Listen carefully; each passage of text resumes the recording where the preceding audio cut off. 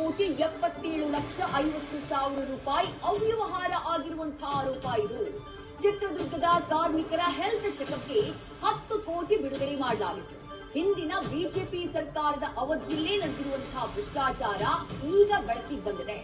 ಕಾಂಗ್ರೆಸ್ ಅವಧಿಯಲ್ಲೂ ಕೂಡ ಇದು ಮುಂದುವರೆದಿದೆ ಎನ್ನುವಂತಹ ಗಂಭೀರ ಆರೋಪ ಕೇಳಿಬರ್ತಾ ಇದೆ. ಕಟ್ಟಡ ಕಾರ್ಮಿಕರ ಸಂಘದಿಂದ ಸದ್ಯ ಲೋಕಾಯುಕ್ತಕ್ಕೆ ದೂರನ್ನ ಸಲ್ಲಿಕೆ ಮಾಡಲಾಗಿದೆ.